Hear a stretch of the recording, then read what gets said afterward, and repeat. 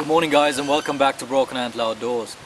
I'm back out here again doing the first video of the navigation series that I want to do on my channel, and the topic that I want to talk about first are pacing beads, or also known as ranger beads.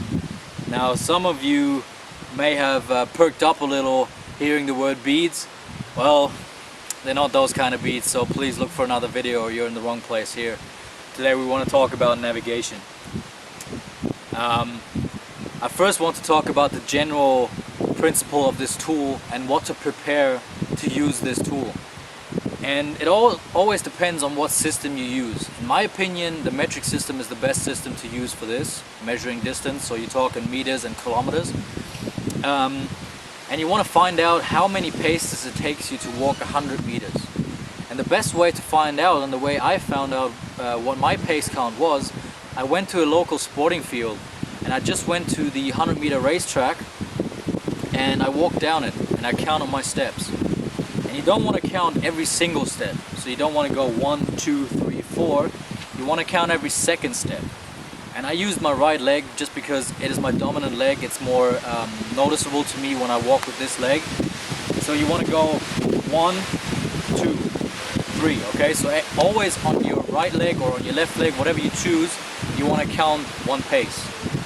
And I found out that it takes me about 63 to 65 paces to walk 100 meters. Now you have to keep in mind that if you walk uphill or downhill, it takes you more paces for 100 meters. So if you do walk in steep terrain, consider that possibility that the actual pace count deviates from the actual distance that you've walked, okay? I want to focus this camera down on this log in a minute to show you what I'm actually talking about.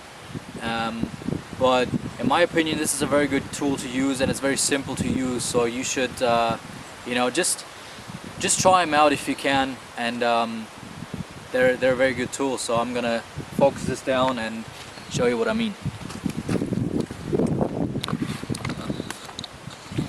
Alright, get this camera focused down here. There we go. Okay, so I have two sets of ranger beads here, and I'm gonna explain when and how I use both of them.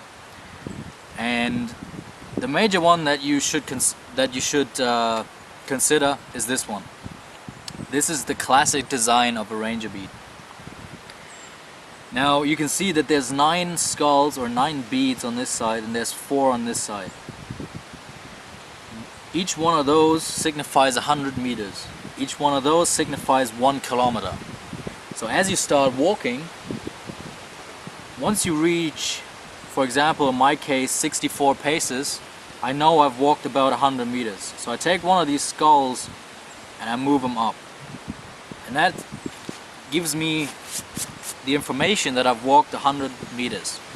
And it goes on and on. So 2, 3, 4, 5, 6, 7, 8, 9. And once I've walked 900 meters, I walk an extra 100 meters, completing the kilometer, and then I take one of the beads from this side and I move them up.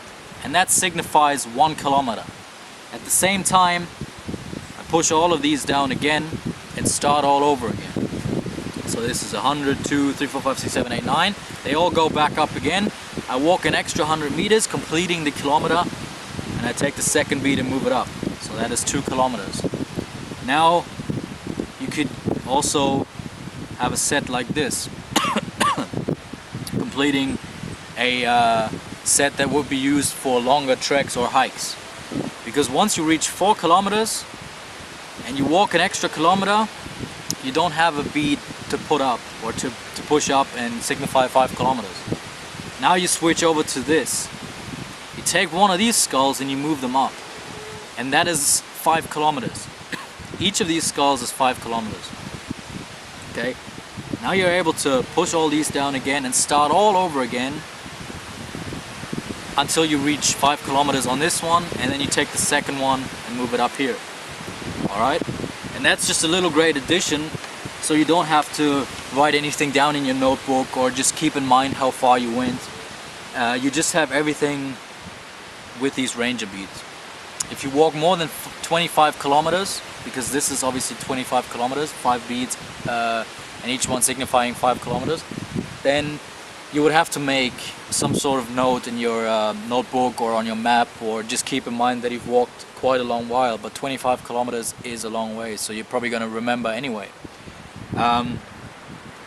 Now, I have chosen skulls with paracord.